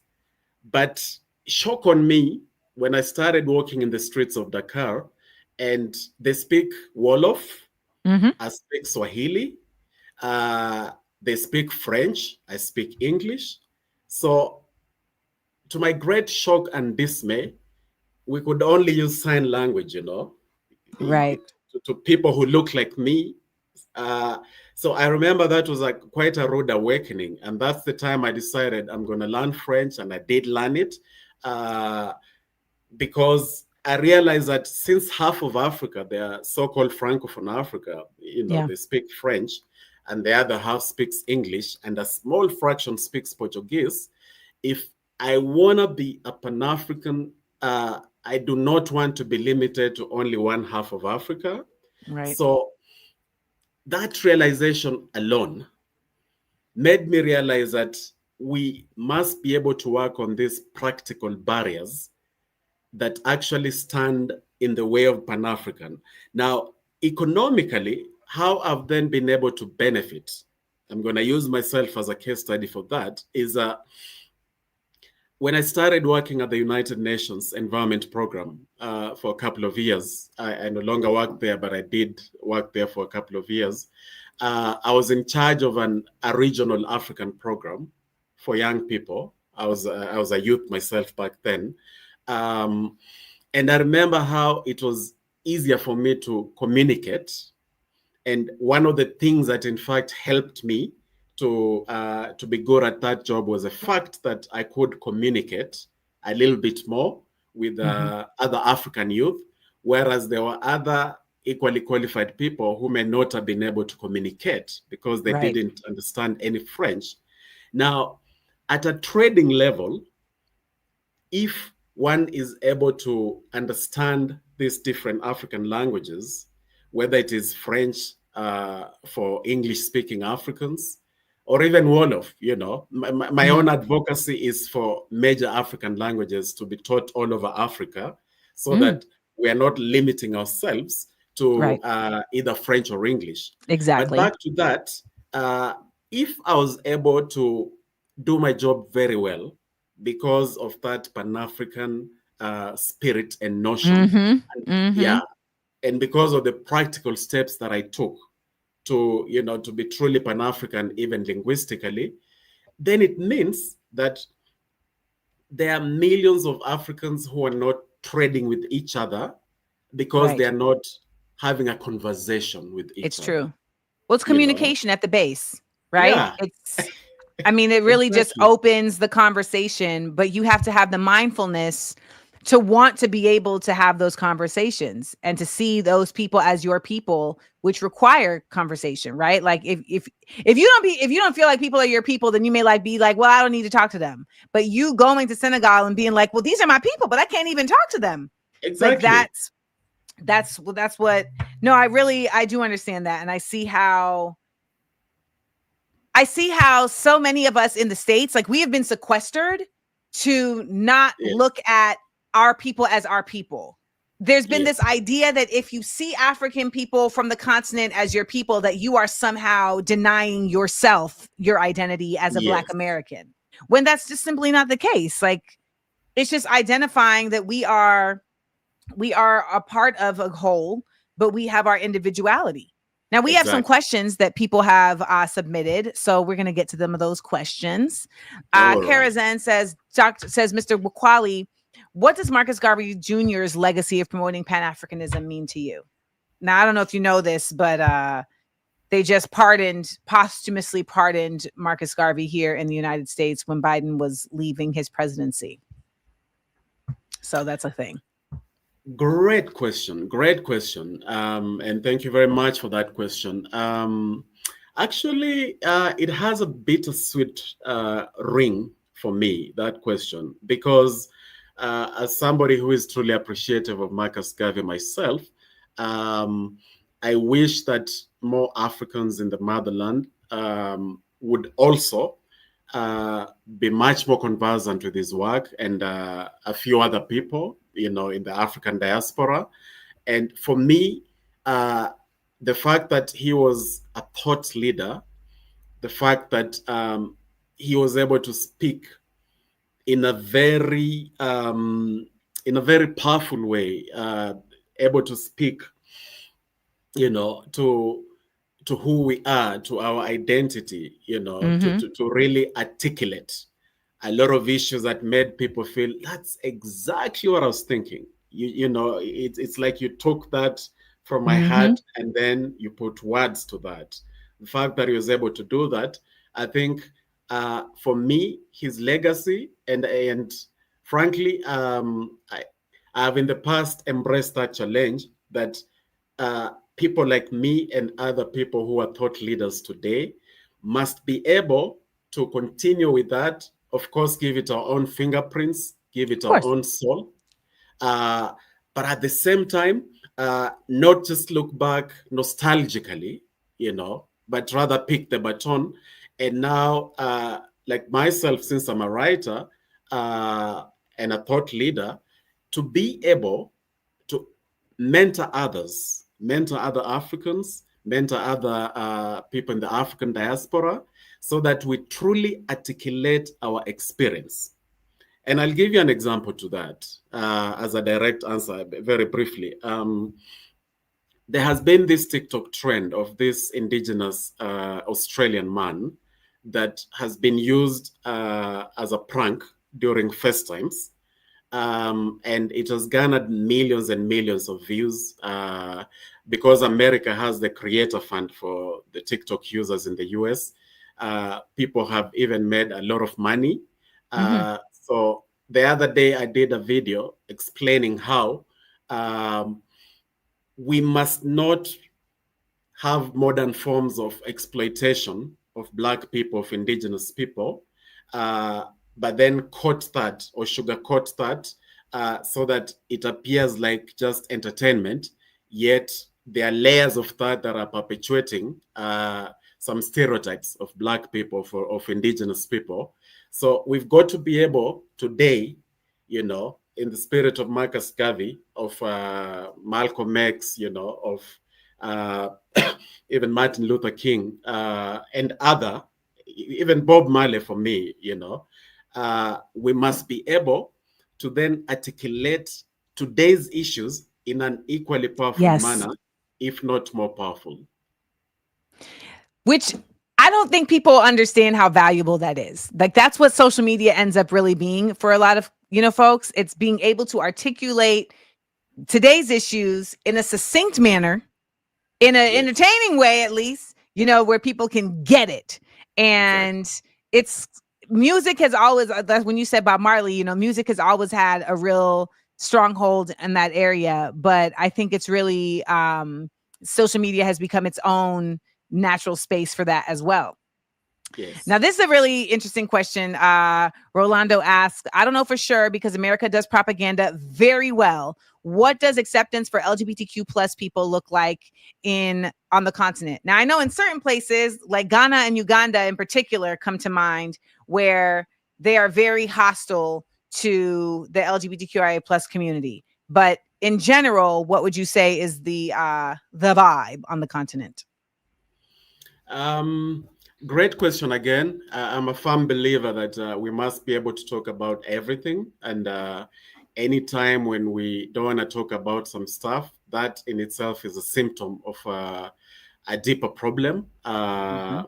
So the direct answer to that is that it definitely is still a big problem. And I think one of the areas that,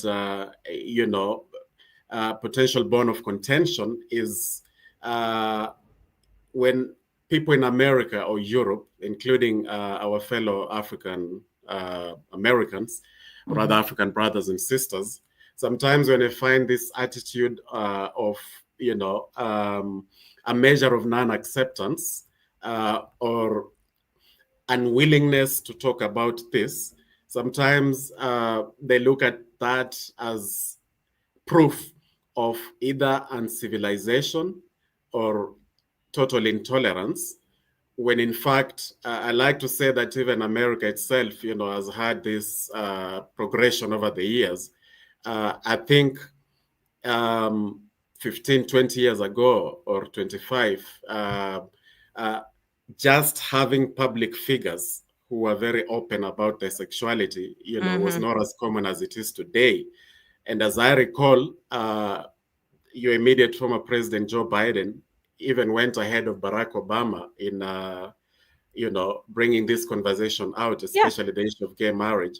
So we also find it to be a little bit unfair when Americans then forget the fact that they also have had to take time, to come to terms with some of these things. So I think it's an area that my direct answer to this very good question is that there are pockets of acceptance, but at the moment it's just pockets of acceptance.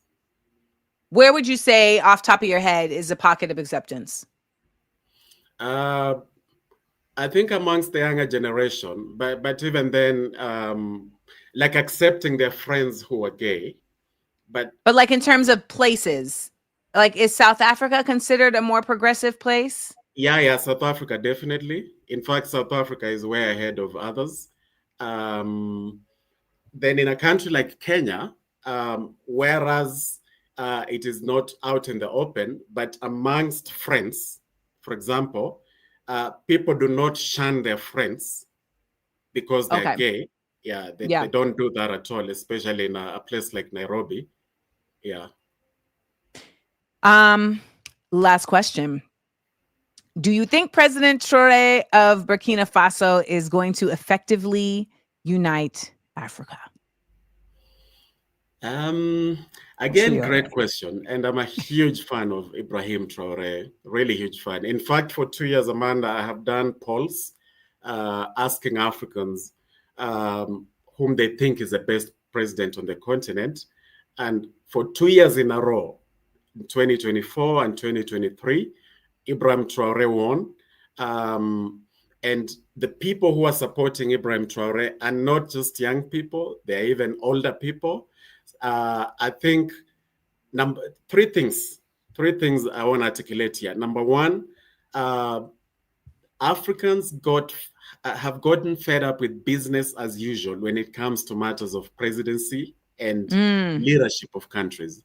They've gone completely tired because the big man syndrome became so big on the continent that a lot of presidents just seem to lord it over the people. Yet that is also, in a weird way, topic for another day though, a product of Western-style democracy that was just copy and pasted into Africa about 60 years ago or 50 years ago for some countries. So that bred this big man syndrome. And then the Cold War, you had America supporting people like Mobutu Sese Seko. You had America and Belgium playing their role in the tragic assassination of Patrice Lumumba, and then supporting Mobutu and other dictators purely because it was a geopolitical game for them. So to an extent, the world helped in breeding this big man syndrome of the continent.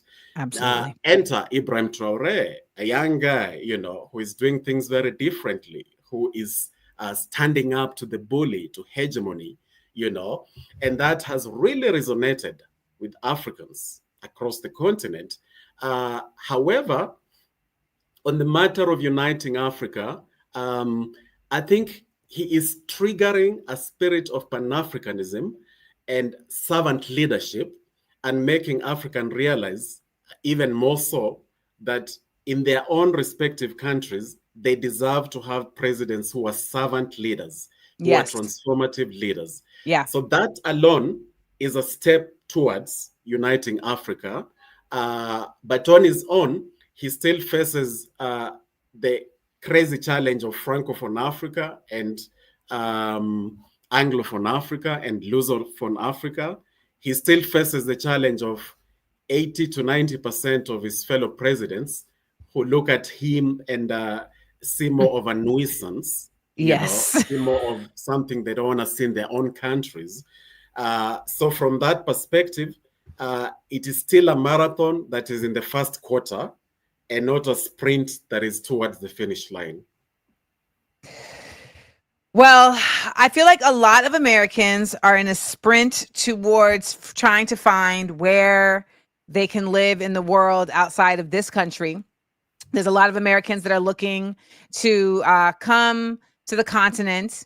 And I wanted to bring you on because I wanted to have an actual voice of somebody who lives on the continent, who is mindfully looking to bring together diaspora. And I hope that you guys were really listening, because Americans have a habit of going places without really understanding the landscape, without really taking into account the unique politicisms and the unique cultural setup of those places. And I think a lot of Americans really do look at Africa as a country. And even though, to your point, Pan-Africanism would be, you know, including and inclusive of everybody, regardless of border, there's still unique tribes. There are still unique climates, locations, etc., that do need to be regarded and embraced. So I really want to thank you for coming. And you guys, so I get so much information and knowledge about the continent from DJ Bakwali on Instagram. So please follow DJ, and thank you so much for schooling us and, you know, bringing Pan-Africanism to 2025 for us, because I feel like that's, for a lot of people, their only concept is like rooted in Marcus Garvey. And that is a century ago, but this is still here. It is still thriving, and folks like you are still pushing us forward towards it. So thank you so much. You're most welcome. You're most welcome. And anybody who wants to learn more about Pan-Africanism, especially the founding presidents of Africa or historic leaders, either for better or worse, just Google my name, DJ Bakwali, and then add Savannah Footprints. Savannah Footprints, and then you'll be able to see the book that I've written on this matter. Having said that, thank you very much, Amanda, for what you're doing. You know, I like how this is done in a fun manner. I say life is too short to be too serious all the time, even when we're handling serious matters. So I like the fact that we address deep issues, but in with good vibes, you know. Yes, deep issues with good vibes. I like that, y'all. Deep issues with good vibes. Y'all go and get Savannah Footprints, Wisdom Whisperers from Historic African Leaders by DJ Bakwali. Thank you so much, and you have a fantastic rest of your day. All righty, you too. Bye-bye. See, y'all, we international here, okay? We international. That's what we about. We're international because it is imperative that we continue to expand our consciousness. I know a lot of people dropped out of the live because his accent was foreign to them. I know that. I know that a lot of people just was like, ugh, I'm having to like understand something, a different sound. And that's just, that's extra for me. I promise you. And I commend everybody who stayed and listened. And we have to understand, again, that we are not simply a country. We are on a planet. We are on a planet. And there's our pasts, there are our presents, there's going to be our futures. So thank you again so much to DJ Bakwali. And I really make it my business on these apps to follow folks who are from different places, who have different knowledge that I have, so I can learn and expand and just really continue to keep my curiosity, which is what I think really keeps us sane at the end of the day. Let's get into, let's close out the show. How about that?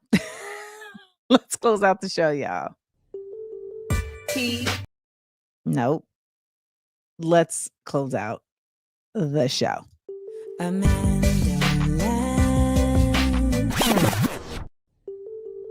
PSA.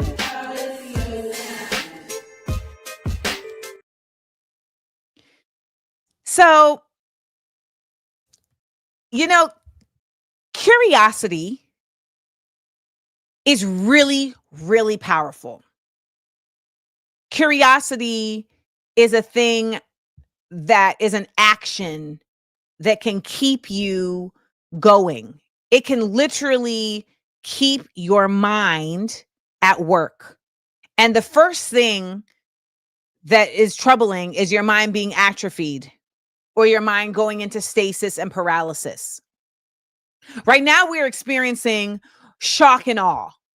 That is the effort of this government right now, to create chaos this causes you to be so overwhelmed that you just shut down. What they don't want is curiosity. What they don't want is for the opposite to happen. It's for the shock to actually light a fire, to spark an ember that makes you say, you know what? I actually want to know more about that. Actually, I actually want to understand. I want to understand that a bit better. Actually, you know what? I want to see what that really means. I know right now some of y'all feel like, but I'm still really in the shock, and I get it. But so much of the work that we're doing here and that I'm doing in any of the spaces I'm in is trying to continue to cultivate curiosity, to keep those embers always lit, even when you're resting, right? Even when you're taking a moment to step back, the embers never die, because that is what's going to keep you always looking for spaces of hope and solution and compassion. Curiosity is attached to empathy. Wait, but why do you feel that way? You know, when someone says to you, I'm upset, instead of you going into defense, it's your curiosity that makes you go into compassion. Instead of you defending why they shouldn't feel that way, why do you feel that way? And now what you've done is created connection. What these people want you to do is they want the exact opposite. They don't want connection. They want you to disconnect. They want everything to be crazy and nonsensical for you, so much so that you just go into a little ball of silence and fear. But we're not going to do that. Right now, there's a lot going on. I suggest that you lean into whatever is sparking your curiosity, because you're not going to fix anything if you can't fix anything, because you can't fix everything. None of us can. Lean into the thing that is sparking your curiosity. Wait, he said what? He did what? Because there's stuff that's happening that's off the radar. They're apparently wanting to take away the ability for wounded veterans to be able to get both money for being disabled, as well as retirement funds. They're apparently working to create legislation where there's going to be like women's healthcare centers across the nation, which essentially are centers where women are encouraged not to terminate pregnancies. And it's all based on a quote unquote Christian mindset, whatever. But these are the types of things that are going under the radar, but that may spark your curiosity. So when you feel yourself getting overwhelmed in the shock and awe that they are enacting right now, when you feel yourself just getting so angry watching the smugness of these individuals thinking that they're smarter than you, understand and know that your curiosity will keep you moving in a direction towards solution. Don't let them kill it. PSA.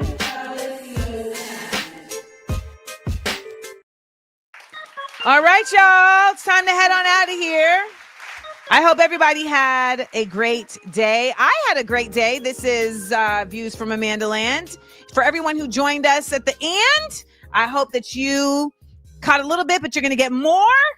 For everybody who is following me on Instagram, I want you to know that I'm leaving Instagram. My last day is the 31st. So make sure that you follow me over here, as well as on Blue Sky, as well as on Twitch. I want to thank our guests, Randa Jarrar and DJ Bakwali. Look at this show, man. We had a Palestinian and we had a Kenyan. This is where we are. We're in the world, baby. We're in the world. Remember, I will be dropping some new merch. Yes. And remember, whenever I'm dropping merch, I'm dropping items that I have designed myself. So for Black History Month, go to AmandaLandExports.com and get yourself a Smart Funny and Black pin. You can also get the bonus bundle, which includes the Smart Funny and Black pin, the sticker sheet, and the bonnet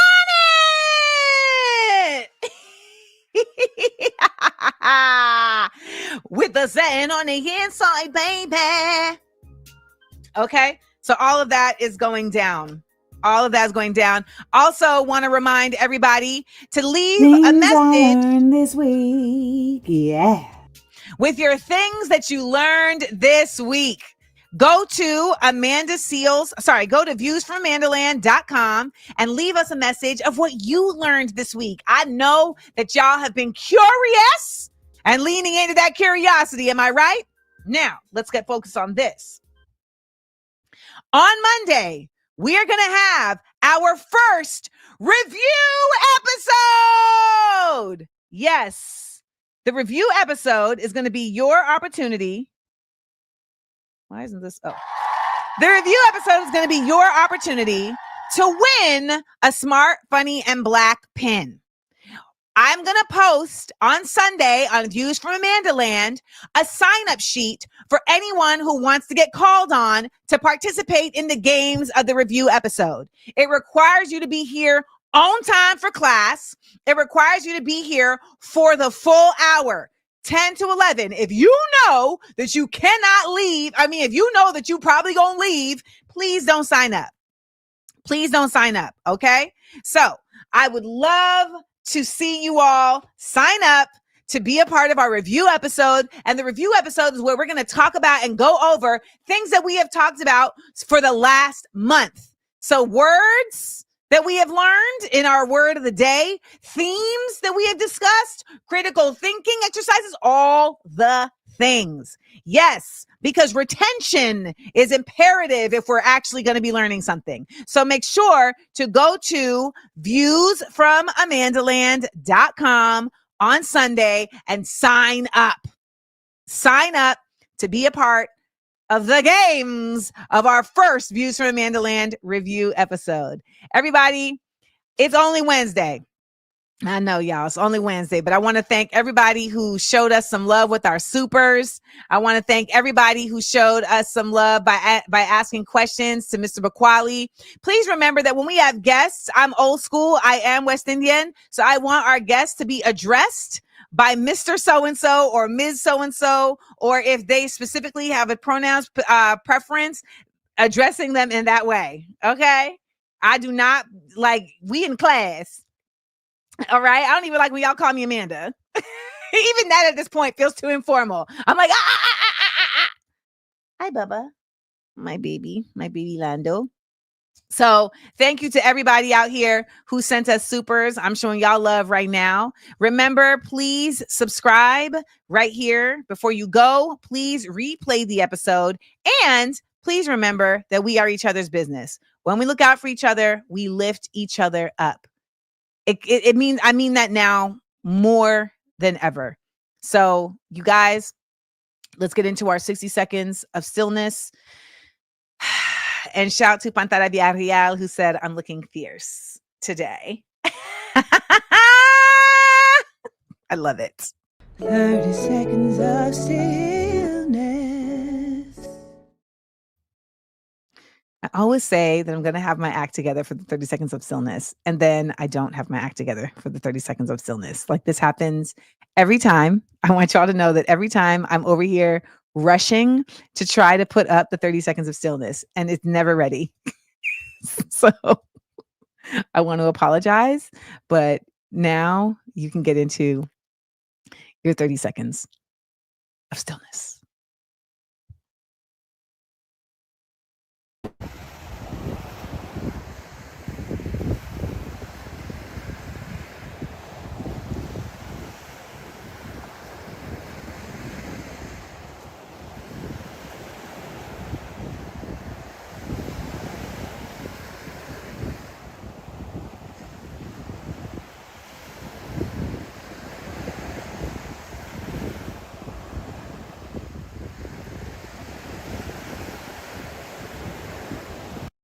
I enjoyed laughing and learning with you. Please make sure to like, comment, and subscribe. And tell your friends. Also, listen to the podcast. It's available everywhere pods are casted.